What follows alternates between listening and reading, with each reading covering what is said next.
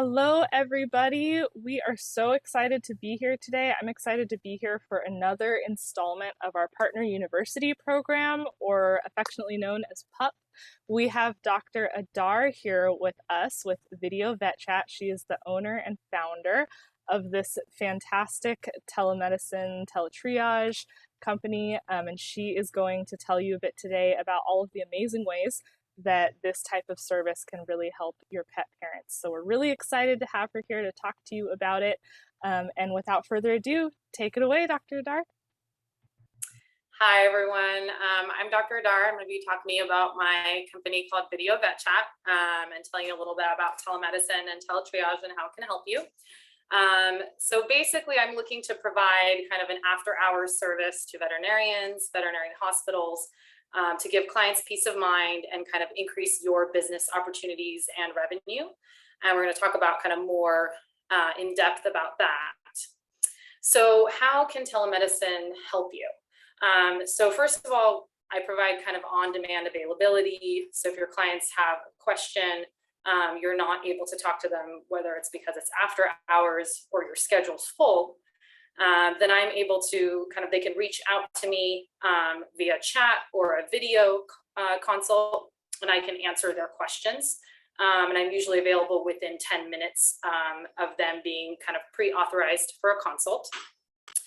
And basically what I can do then is I can triage the case and let them know, because a lot of times pet parents are not sure if what they're dealing with is something urgent and they need to go to emergency, or they can wait a few days and see you for an appointment. So what I can do is kind of assess the case, and if it's urgent, then I'll of course refer them to emergency, and then always I'll tell them to follow up after emergency with you, so that way you can get your clients coming back to you for an appointment, a recheck after seeing the emergency visit. And if it's not urgent, then I can always give them some practical things that they can do at home, whether it's kind of, if it's something with the ears, whether it's cleaning the ears or doing something for the skin to help their dog or cat feel better while they're waiting to see you. And then I can kind of let them know what they might expect when they come to see you, kind of let them know a couple possible diagnoses that might be going on with their pet, so that they can kind of have, a little bit of peace of mind with waiting to see you. And so kind of any burning questions that they might have, I can give them answers, some possible answers of what might be going on with their pet, what are things they can do at home, and what types of things they can kind of do to help their pet in the moment. And then they can have kind of a better understanding of what might be going on. And then they're kind of happy because now they have a lot of answers to their questions. They feel a little bit calmer. They're not so worried about their pet. And they also are able to save money this way.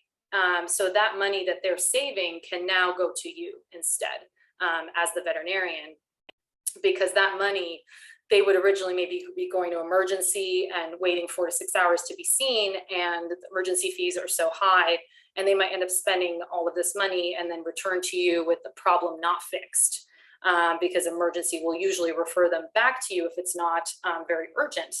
And then at that point, unfortunately, they've spent all this money. They're not very happy, and they also don't have any money to spend with you. So instead of doing all of that, we can save them time and money by telling them to just make an appointment with you if the problem is not very urgent. Seems like that would also probably be good for the client retention, right? To keep the client coming back to your practice instead of potentially they've gone to an ER and now the ER also offers general care or something else, and then they end up staying there, right? Yeah, I would agree. So yeah, there are a lot of emergency rooms. That's true. Actually, you're right, Cassandra. There's a lot of emergency rooms that actually do offer general practice as well. And so if the client's already there and they've been seen there, and they've gotten some help, they might then make a follow-up appointment with them as opposed to you as their general practitioner. So this way we can kind of keep them coming back to you for their kind of general practice needs, and even just any kind of illnesses that might be going on if it's not so urgent. Makes sense. I'm a pet parent as well, as many of you know, and I know I love having the ability to reach out and say, send a picture. Dr. Dar and I were talking before this about my dogs are just forever having problems with their ears, and the ability to shoot, a message over or a picture and say something like, hey, they're scratching their ears a lot or something like that, would be really helpful for me to not be the paranoid pet parent all night long, but also not have to spend, an obscene amount of money when I didn't need to. Yeah, I would totally agree because I think it's really nice that when pet parents kind of reach out to me and they have a question, they can just do it on their phone. They can just chat with me right away on their phone and kind of snap a few photos of what's going on with their dog or cat. They send me a picture of the skin, of the ears, of some lump that they noticed, and I can kind of get back to them and say, I think it might be this, or I think it might be this, and here's what you can do in the meantime to kind of help your pet out. And then don't worry, like, it's okay, this isn't urgent. You can wait a few days to see your primary care veterinarian, and I would just make an appointment. You don't need to go to emergency. So I think I find that pet parents really appreciate that. And that can be helpful to you as the veterinarian for kind of keeping your clients' questions answered when you're not able to answer them yourself because you're done with work at 6 p.m. or 5 p.m. and they've got a question at 8 p.m. Or if it's during the day and your schedule's fully booked and you just can't see them, I can kind of answer some questions for them and then tell them, hey, make an appointment with your general practice vet, because I will always advise them to make an appointment with their regular veterinarian, no matter what's going on, as long as it's not an emergency. And same goes with kind of the video calls. What's nice about the video calls, it's the same thing. We can do kind of a video call and they can actually show me their pet in real time. And I can see kind of what's maybe going on with Fluffy and what kind of behaviors is he or she doing, and kind of offer advice that way also. And then I also offer phone calls. So they kind of have a variety of ways to reach me, and all they need is a phone with some data connection. They don't even need a computer. So it's very convenient for the pet parents to get a hold of me. So I guess what you're kind of probably wondering, what is TeleAdvice and what is TeleTriage? So TeleAdvice I'm just giving literally advice. So I will never diagnose exactly what's going on. I'll always give like a couple possibilities of what might be going on with the pet, and then advise certain things that the pet parent can do if it's a few of these things that might be going on, and just kind of give them some practical things to do, maybe some over-the-counter things they can use to help their pet feel better in the moment before routing them back to you. And same with triage. With triage, I'll assess, is it urgent? Is it not? Can they wait to see you? And always, if they can wait to see you, I'll tell them, make an appointment with your general practice vet, and I'll know kind of where they're coming from, because I always ask them, who's your general practice vet? What hospital do you go to? And I will direct them back to that same hospital. So that way you can kind of keep the revenue within your hospital, because I'm not able to see any clients kind of in person. It'll always be virtual appointments. So they will always need to see you as their primary care vet for their physical exam, any diagnoses, and any kind of treatments. So they'll always be routed back to you. And then, oh, sorry, go ahead. Sorry, I didn't want to interrupt you. I was just gonna ask basically what the difference is between the two, because I hear you use both terms a lot, teleadvice and teletriage. So kind of wondering when you would use one versus the other. Yeah, so that's a good question. So triage, I guess, is more like to determine if they need to go to emergency, and how urgent is the case. Do they need to go to emergency right now? Or is this something where the dog is having, seizures, active seizures, and I'm watching the dog have seizures and I'm telling them, you need to go to emergency, right now. This isn't something that can wait. Or, maybe the dog is scratching its ears and otherwise feeling generally well, then I might prescribe, an ear cleaner that's over the counter and have them just clean the ears and make an appointment with you in the next few days whenever you have availability. So that's kind of the triage part, just determining how urgent it is. And the teleadvice part is giving like practical tips to the pet owner of what they can do at home so they can feel calmer about the situation, give them peace of mind, so they don't have to worry about their pet and if their pet's okay. And kind of so they know like that it's not urgent if it's not, and they kind of feel better about that they can help their pet feel better in the moment. Does that answer your question? Or there's something else? Yeah, that makes sense. So is that only, are they asking these questions like in a chat with you or sending pictures, or what are kind of the options for how they would connect with you on this? Yeah, so that's a good question. So basically they can decide if they want to do a chat consult. Let's say the pet parent is out and about and they're running errands and they're like, they hear from their spouse, oh, my dog is doing this and this, what's going on. They can just chat with me, request a chat consult.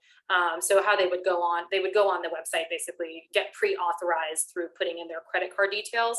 I get a notification on my phone saying you have a client waiting to be seen. I can log on and immediately start a chat with them. And then they can send me pictures of what might be of their pet and things they're seeing with their pet. And then I can tell them what I think might be going on and what I think they should do. Or if they request a video consult through the same, they can choose video, phone, or chat. Then I can do a video call with them through my telemedicine platform called doxy.me, which is similar to the way Zoom works. And so I can kind of offer practical advice and do kind of a virtual vet appointment with them, in which I just give advice, no diagnoses, and then refer them back to you as well. That makes sense, because it seems like the example you used earlier for like if a dog is having a seizure, which we hope the pet parent knows that should be an emergency visit, but they might not. It seems like, yeah, if they did the video, or you could even ask them like, hey, we should switch to video. I need to see, what your dog is doing, right? Yeah. And I actually did have that same case. I had one client who she, contacted me. She said, my dog just had like 8 seizures in the last like 30 minutes. And so I was like, you need to go to emergency right now. And she really was kind of freaking out and she didn't know what to do. As kind of pet parents, like they get worried. It makes sense. They get really worried, they get anxious. And when you get anxious and worried, you kind of can't think straight and you don't know what to do in the moment. You're just panicking. And so she was very relieved that I was there to kind of direct her to where to go. And then I was able to look up for her where the nearest emergency room for her was. So she told me she lived in Austin, Texas. So I went and typed in, Austin, Texas, emergency rooms. And I told her, you can go here. Here's the phone number. Here's the address. I screenshotted it to her, via text, and let her know, like, let me know if there's anything else you need. Like, I hope it goes well. And so she was able to take her dog in to be seen right away. Whereas if, I wasn't available, she probably would have been there just panicking for like a couple hours, and maybe it would have been too late to take the dog in at that point. So I think for veterinarians, it's kind of nice to know that their clients are taken care of after hours, that if they're panicking, they have someone they can reach out to, another veterinarian on demand that will always be there to answer their questions, because I can always be there at any hour to answer those things. Yeah, and another veterinarian, not Google, right? So they're not left to Googling things.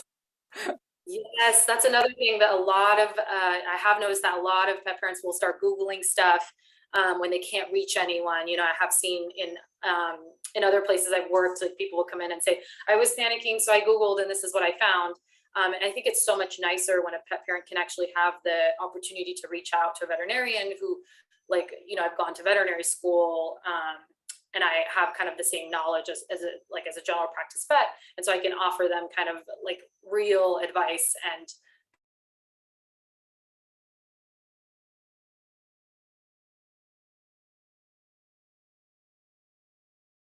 kind of possibilities of what might be going on with their pets. So I guess the other thing is, so if you want to partner with me, so those are kind of the benefits that are offered. If you partner with me, like your clients would have kind of peace of mind. You would have an after-hours service to refer your clients to, so that they have their questions answered after hours. You could keep the revenue in your practice because I'm referring them back to you for an appointment. And then, so that kind of keeps the clients with you guys, and then also gives me kind of consults. And at the same time, I'm also offering a profit share percentage for each client of yours that I help. that makes an appointment with me, you'll get a percentage of that back to you, directly payable to you. And then, so I have my website on here, which is actually the page that you would go to learn more about how to partner with me and how to have me provide an after-hours service for you, or just telemedicine service when you're not able to answer your clients' questions during the day if you have a fully booked schedule. And you can contact me at this email, and I can answer any of your questions. And you can also scan this QR code here for any of that. And Cassandra, what did you have any questions for me? Or Yeah, definitely. And I was thinking too, I know we've kind of talked about this, but when you were talking earlier about the example with the woman where you helped her actually find an ER and everything as well, this seems like it would be a really great option for the vets that are in communities where, you know, they might be the only vet. I know we have tons of clients like this where they're the only vet for an hour, you know, or 2 hours away. Or maybe there's a lot of general vets, but there's no ER vet, you know, directly in their community. And we have, you know, veterinarians who their patient or their clients rather have their cell phone number and they're like texting them while they're at their kids' baseball game at night. This would be a really great way to not have to work around the clock, even if you are one of those vets in a more rural area, right? yes, that's a really good point, actually. Yeah, so that's true. There are a lot of people that kind of have questions later on in the night, and they do. I guess the veterinarians in those areas do feel bad that they, you know, want to make sure their clients are taken care of after hours, and some rural areas don't even have an emergency room, you know, for hour, like they would have to drive. I've had people contact me where they would have had to drive 3-4 hours to get to an emergency room. And so it's really nice to be able to kind of answer, you know, their questions, their burning questions, and save them kind of that 8-hour drive round trip. Not to mention like all the money that they might spend at emergency, and then they know, well, it's okay, you know, I can wait to see my general practice vet tomorrow or day after, and then that way they can make an appointment with you, the vet, to have their pet seen and assessed and the necessary diagnostics and treatment done, as opposed to them just kind of panicking and trying to get in touch with you and kind of getting frustrated. Maybe you don't answer them because you're closed and, you know, you're off, which you should have. It's good for you to have a vacation and, you know, time off. That's a healthy kind of work-life balance. So I can provide that kind of help provide that healthy work-life balance for you so that you can focus on your clients during the day, and after hours, you can be done with work and know that I'm answering your clients' questions and referring them back to you. Definitely. So I think a few things, just the basics for them to know more. You know, you already talked about, obviously it's a great option in general for them to have some kind of teletriage, teleadvice service, but with your service specifically, what are the types of pets that you're able to provide this for? Yeah, so good question. So usually I do cats and dogs. That's kind of where I'm most knowledgeable in. And I have provided kind of like urgent advice to like pet parents who had, I think, like a bird, hamster, ferret. So in a pinch, if they really need something, I can definitely, you know, talk to them. And I've been able to help there. It's just not my expertise. Definitely. What do you think are the most common use cases for this for pet parents, the most common types of questions that you get on this service?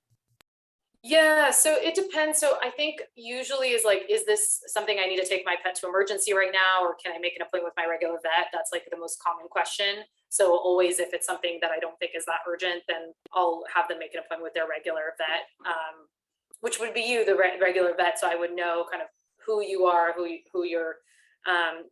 they're coming from, the primary hospital that they're coming from, and then I can route them back to you. But then also, sorry, what were you asking? There was something else to that. I mean, you kind of answered it. Most common questions. So, or maybe maybe another part of that would be like the common just issues that their pet is having that you see this used a lot for. Yeah, so common issues would be, I would say, like skin infections, allergies, ears, diarrhea, vomiting, those types of things. I would say, especially with the diarrhea and skin and ears, like there's a lot of things that I can always kind of recommend that they do at home. Like if they're the dog's kind of scratching its ears, then I can always tell them, hey, you can buy this ear cleaner on Amazon, like the Tris Keto Ear Flush, and just have them clean the ears at home until they can get in to see you, the general practice vet, and have the ears actually looked at with an otoscope. Or with the skin, I could, let them know, hey, you can get this deoxychlorhexidine shampoo on Amazon, and here you can bathe your dog, and they can give their dog some relief until they can get an appointment with you. And I can explain to them, hey, you might have to treat your dog for allergies. Your dog might have allergies. It might need to be on an oral medication like Apoquel or an injection called Cytopoint. So they're already coming to you prepared to do the necessary diagnostics and treatment. They already have somewhat of an understanding of what might be going on with their dog. So it kind of helps you as the veterinarian to be able to diagnose and treat the pet when it comes to you, because I've already done kind of some of that legwork for you. Also seems like it would kind of mentally prepare the pet parent, for what they're going to hear, to know like, okay, I'm probably going to be having to spend a little bit of money here on a prescription or on whatever potential treatment. Like they are coming in knowing that already and not being totally blindsided too. Yeah, I would agree. So like I've had, ones like a dog that's been drinking a lot of water and peeing a lot for like maybe like a month or two. So it's clearly not urgent. The dog's bright and alert and energetic and doing really well. So I might tell them, hey, you probably need to do blood work for your dog. You might need an ultrasound depending. The blood work will check the liver, kidney function, blood sugar, can check for kidney disease, liver disease. Your dog might have an overactive adrenal gland. So they're already coming to you prepared to spend a few $100s on blood work. And they know that further diagnostics may be necessary based on what's seen on that initial blood screening. Definitely makes that conversation a little smoother, I'm sure. So actually, speaking of that, what are the average prices for the consultations that you do, or the visits? Yes, that's a good question. So I would say the chat consults are $20, and that's like no time limit. And then a video call or a phone call is about $30 for 15 minutes. And usually most of these chat, video, phone calls, they all take under 10 minutes usually. They're usually very quick. Usually the pet parent just has a couple questions, and then they're just so happy that, I'm available when they need it. And then they go back to their regular vet and get whatever they need done. Absolutely. Speaking as a paranoid dog mom, I would definitely be that person that is happy to just have an answer. Even if the answer is just like, your dog's fine, call your vet in the morning, maybe like what you said, give them a bath or rinse out their ears or something, just to have that like, okay, I'm fine, I'm still a good dog mom, I'm not like risking them by not going to the ER right now, is so worth it to me. Yeah. Yeah. Well, the last question that I think would be good for everyone to know is, right now with VideoVetChat, are you working with any other vets right now, or are you a solo practitioner on this? Yeah, good question. So I'm actually a solo practitioner right now.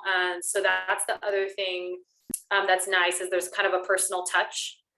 Because if it's like a client coming to me after hours, and maybe one of your clients comes to me regularly because they have questions after hours, something pops up, they're always going to know that it's me, and you're always going to know that it's me that's answering the questions. So you don't have to wonder, oh, what veterinarian is answering their questions? Is he or she going to answer them properly? Are they going to get the proper, triage and advice that they need, or what's going to happen? It's always going to be me for right now. So it's kind of nice that it's a personal touch, because there are other companies out there that also do kind of veterinary advice, and you don't know, unfortunately, who you're getting. It could be any veterinarian, and so it's kind of a mixed bag. Yeah, absolutely. Well, it really, I feel like it makes you truly, you're an extension of their team in the practice, because you're another vet that their clients become really used to seeing and talking to, if they're using the service.